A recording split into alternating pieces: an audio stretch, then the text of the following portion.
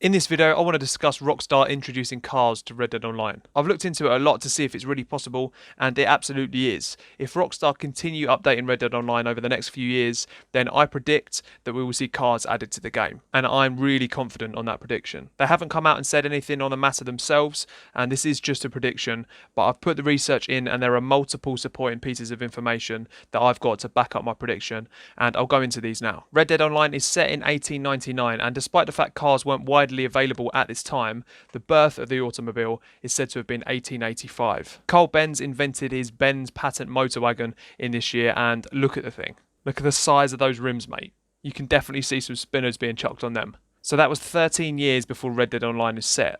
In the space between our fictional world and that invention by Carl Benz, the motor car continued to be developed with companies like Peugeot and DMG coming into existence. But if we put the focus on North America, seeing as that's where Red Dead is obviously set, in 1893, the first gasoline-powered American car was built and driven by the Duryea brothers of Springfield, Massachusetts. Now that is a difficult surname to pronounce. In addition to this, the Studebaker Automobile Company, part of a big wagon and coach manufacturer at the time, started to build cars in 1897. So essentially, cars absolutely existed in this period. So it's safe to say that if Rockstar were concerned about keeping historically accurate, which for Red Dead Redemption they absolutely are, then introducing cars wouldn't be a problem. My prediction though is that cars won't just randomly drop out of nowhere. I think wagons are the first things we'll see added to the game, as this is a pretty easy step for Rockstar to make right now. So then after wagons, after they're brought in as a purchasable element of the game, then the following step would be to introduce the horseless carriage as it was known back then.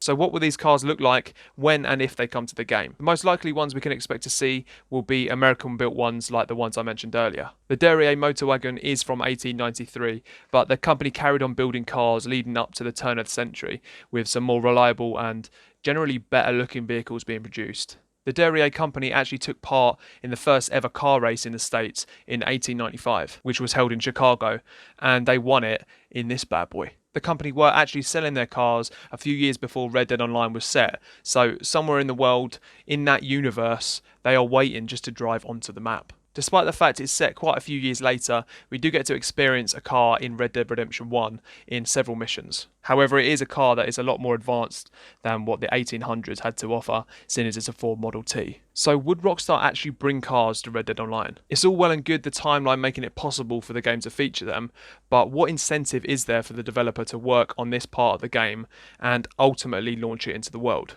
There are two main reasons that I can see that they would do this. The first is to increase the number of people playing the game, and the second is the money. The more people that play the game, the more likely Rockstar are to hook a few people into buying gold bars from the store. That is, if you aren't already drowning in cash and gold from glitching.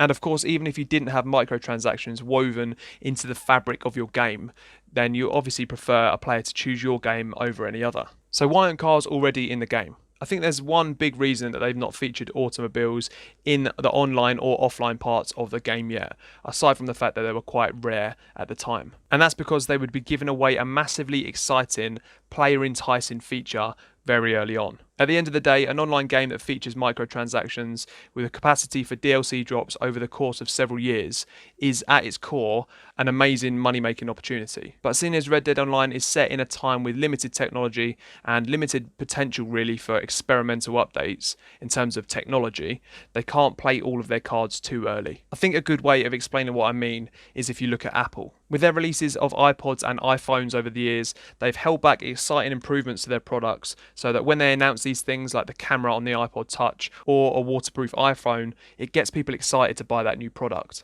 The technology was already there, they could have done it, but they just held back on it to give that unique selling point to their next big release. There is no doubt in my mind that if Rockstar teased the release of cars, it would have a similar effect. Players would be excited to experience the world of Red Dead Online with cars, which would not only get the current player base to come online, but also bring back former players and potentially even attract brand new players. So in summary, I am very confident in my prediction of cars coming to Red Dead Online. I could be completely wrong, but I am sure that Rockstar have considered adding them in the future, and I don't believe that they wouldn't capitalise on the opportunity to bring more players to their game. If you agree with me or completely disagree with me, then let me know. Maybe you've got some thoughts or evidence that supports my prediction or completely goes against it. Either way, I look forward to hearing from you. I'm JmCooKie. Cheers.